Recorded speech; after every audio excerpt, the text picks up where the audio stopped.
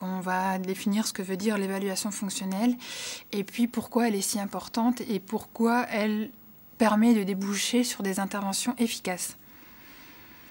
Donc, la fonction, on va dire, c'est pas l'opposé, mais un comportement il peut être défini selon sa fonction ou sa topographie, ou les deux bien sûr, mais la topographie sert à le repérer, et par contre la fonction va servir à l'analyser. Et c'est en la connaissant qu'on va pouvoir agir. Donc un comportement, il a toujours une, voire plusieurs fonctions, qui sont plus ou moins faciles à identifier, bien sûr. Hein. Parfois, c'est une fonction évidente, et puis parfois, il faut pousser l'analyse pour essayer de comprendre en fait ce qui maintient, ce qui déclenche, ce qui maintient ce comportement, et pourquoi ce comportement apparaît. Et c'est là où ça va être important de revenir sur notre schéma ABC, savoir ce qui déclenche, ce qui maintient. Donc, les fonctions du comportement, elles peuvent être... on les classe en 4 fonctions principales. Donc, ça peut être la recherche de renforcement positif. Donc, c'est-à-dire, l'enfant, il essaye d'obtenir ce qu'il souhaite. Quelque chose de désirable, ce qu'il a envie d'atteindre, il essaye de l'atteindre. Forcément, on parle des comportements des filles, donc à travers un comportement qui n'est pas adapté. Mais dans tous les cas, il cherche à atteindre une source de renforcement. Donc cette source de renforcement, elle peut être soit sociale, donc c'est le cas de la recherche d'attention, par exemple. Un enfant, il peut s'engager dans des problèmes de comportement pour obtenir de l'attention. Et je vous propose d'ailleurs de regarder une petite vidéo qui est certes un peu caricaturale, mais où la recherche d'attention, elle est très claire.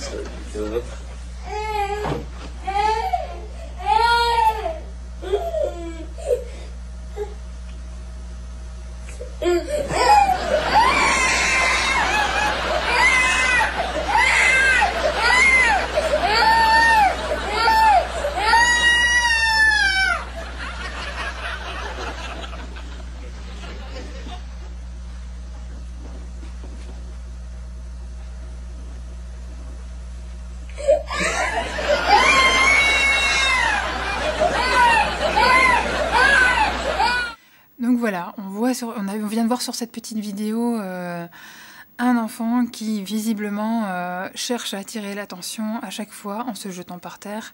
Et vous aurez remarqué donc le comportement imperturbable du parent et puis du chien aussi.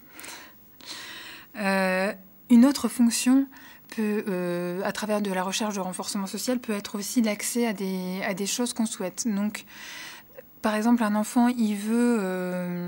je sais pas, je dis n'importe quoi, il veut des chips et il sait pas les demander, ou alors il a plus le droit d'en avoir mais il en veut encore, et ben il peut faire une colère pour accéder à ces chips. Et donc ça va être de la recherche d'accéder à ce qu'on appelle un tangible, à quelque chose soit à manipuler, à manger, enfin quelque chose de concret.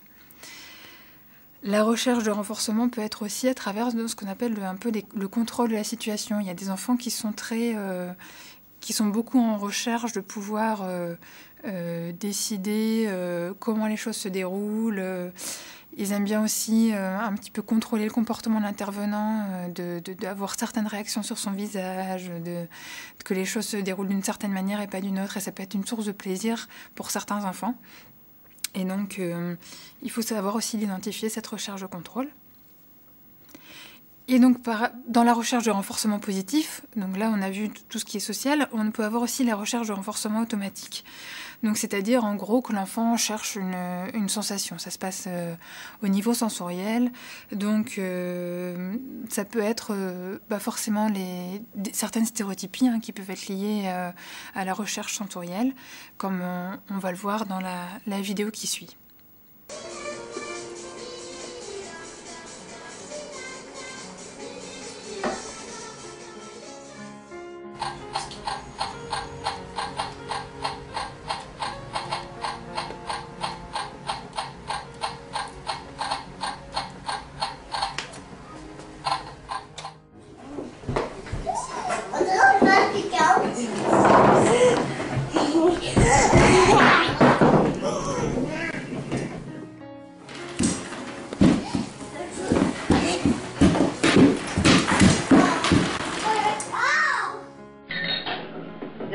Merci. Merci. Ah oui, écoute pas toi. Merci.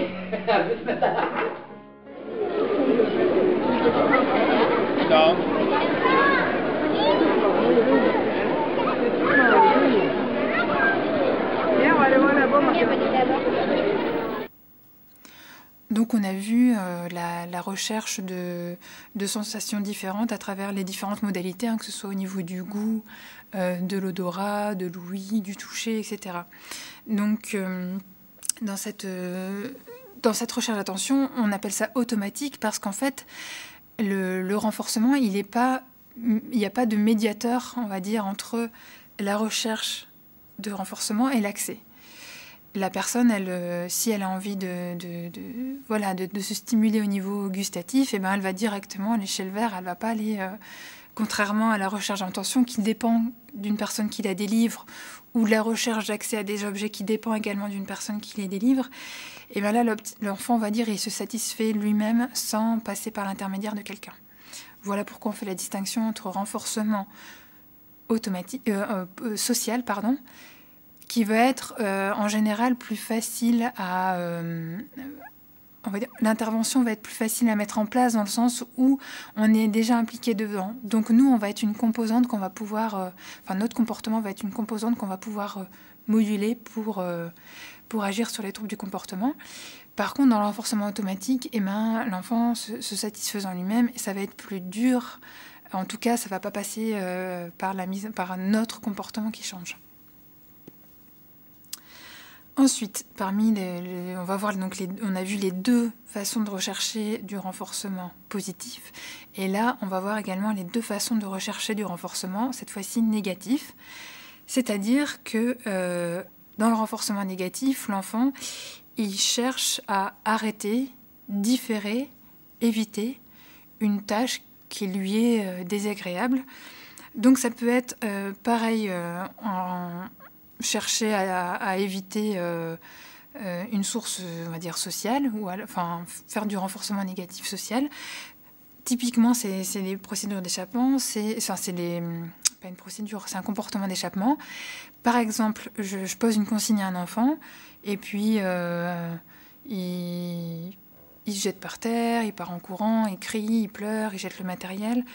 Voilà, ça peut se manifester de plein de manières, mais ce sont des comportements d'échappement. Donc ça veut dire que ça a été l'antécédent, il est proposé par une personne, et puis donc le comportement, il suit. Ensuite, ça peut être, comme pour le renforcement positif, ça peut être donc du renforcement négatif automatique. Donc là, la personne, elle va chercher à éviter une sensation désagréable. Donc on peut avoir des comportements problématiques. Par exemple, quand on a des enfants qui ont des boutons ou des croûtes, forcément ça gratte ou ça fait mal, et ça peut être des enfants qui vont gratter jusqu'au sang, qui vont incessamment décoller la croûte, et on aura une cicatrisation qui va durer énormément de temps parce qu'ils n'arrivent pas à laisser ces plaies ou ces boutons tranquilles. Voilà les principales fonctions du comportement. Donc très important de les avoir en tête, puisque c'est à chaque fois une de ces fonctions que l'on va chercher quand on voit apparaître un trouble du comportement. C'est à quoi sert ce trouble du comportement? Est-ce que la personne cherche de l'attention, à accéder à quelque chose, à contrôler la situation?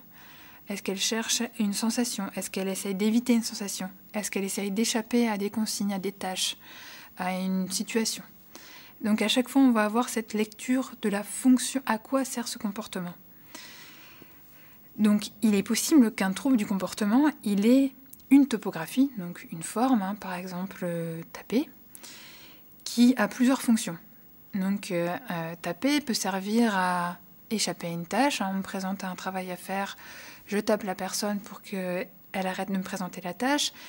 Ça peut aussi servir à chercher de l'attention dans un contexte de cours de récréation, je tape un camarade, comme ça l'instit vient me voir, même si l'instit m'enguirlande, ça peut être une manière pour moi d'obtenir de l'attention qui peut être considérée agréable.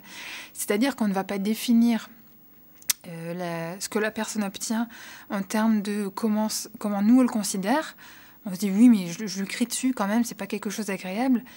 Mais si la personne, elle le reproduit, et qu'elle reproduit à chaque fois la situation, qu'elle obtient à chaque fois la même conséquence, et que le comportement se maintient, c'est bien qu'elle y trouve une source de renforcement. Et sans doute que le fait de lui crier dessus, peut-être c'est drôle parce que le visage se déforme, peut-être c'est drôle parce que la voix module, etc., ou les mimiques sont amples. Bref, il y a quelque chose en tout cas de drôle ou d'agréable que la personne cherche à reproduire, et ça peut être pour ça que le comportement se maintient. Donc il ne faut jamais le définir a priori en disant « mais non, ça ne peut pas être ça parce que c'est désagréable ». Non, c'est en fonction de la personne. Et puis, donc, un comportement défi peut avoir une forme et plusieurs fonctions, mais il peut aussi avoir plusieurs comportements défis, Ils peuvent avoir des topographies différentes, donc je peux taper, crier, pleurer, me jeter par terre, etc., pour une fonction, par exemple pour échapper. Et donc il y a échapper à une tâche, il y a des enfants qui sont très forts, qui ont comme ça un répertoire très élaboré de comportements pour échapper à une tâche. Donc il y en a qui vont peut-être essayer de jeter le matériel, rire. Et voilà, le fou rire, c'est aussi une forme d'échappement. Il y en a qui vont fermer les yeux, se dire si je fais le mort, peut-être qu'à un moment il ne se passera plus rien et que je vais y échapper. Il y en a qui vont être plus agressifs, se jeter par terre, essayer de nous agripper, qui peuvent aussi avoir des comportements agressifs envers eux-mêmes, se donner des claques ou des choses comme ça. Donc il peut y avoir une variété comme ça de comportements, mais qui peuvent avoir tous la même fonction, échapper à la tâche. Donc, c'est pour ça que ça va être important de pouvoir, ce qu'on appelle, faire après des classes fonctionnelles. Donc, quand je fais mes définitions de comportement, je vais dire l'enfant, par exemple, tape, ferme les yeux, agrippe les vêtements de l'instructeur, enfin de la personne qui donne les consignes. Ça va être toute ma classe de comportement que je vais définir. Voilà. Et donc, comme je dis, la topographie est importante pour repérer le problème de comportement. La fonction, elle est importante pour traiter le problème de comportement. Donc, notre évaluation fonctionnelle, je vais décrire après comment on mène une évaluation fonctionnelle et comment, du coup, par quels outils on peut essayer d'identifier les fonctions du comportement. Mais tout d'abord, à quoi ça sert? Du coup, quand on fait une bonne évaluation fonctionnelle et qu'on arrive à identifier les fonctions, on peut mettre en place des actions de prévention. C'est-à-dire que l'on peut agir ce qu'on appelle sur les antécédents. Donc, hop, au niveau de mon A, voilà. Donc on peut agir sur les antécédents, de pouvoir faire en sorte que je change quelque chose dans l'environnement qui va faire que le comportement il n'apparaisse pas.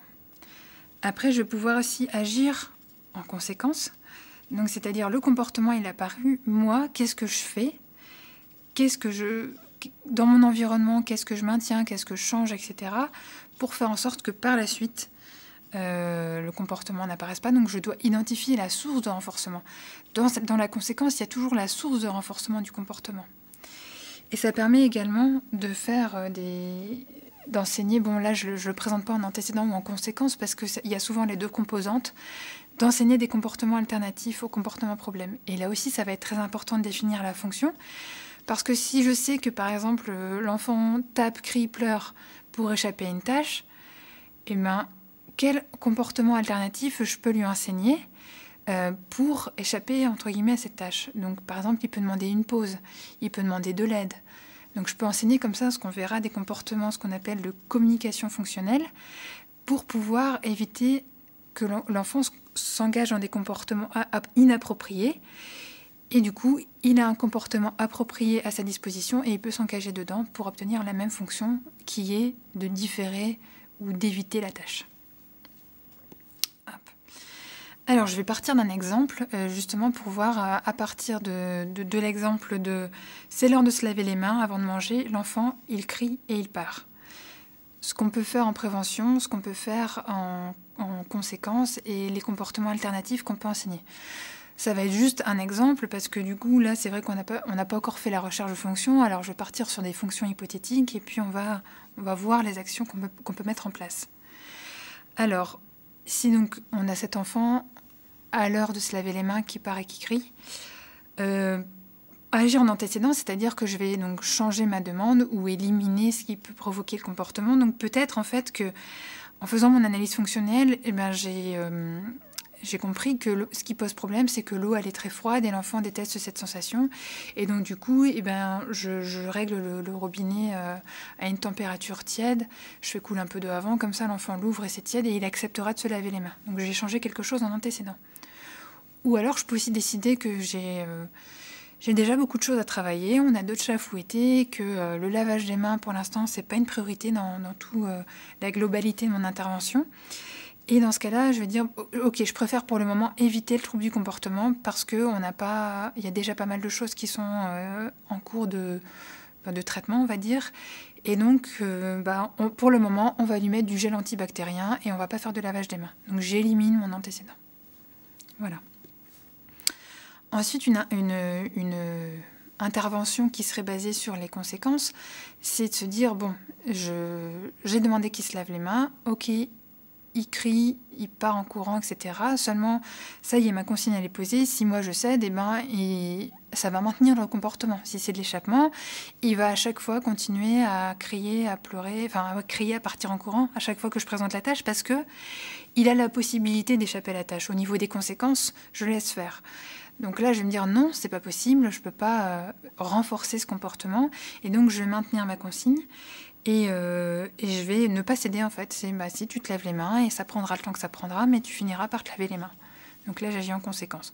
On verra quand même pas mal de manières d'aménager pour que les conséquences n'apparaissent pas d'une manière trop rude et que l'enfant que ce soit suffisamment progressif pour que ce soit pas mal vécu par l'enfant ou le moins mal possible.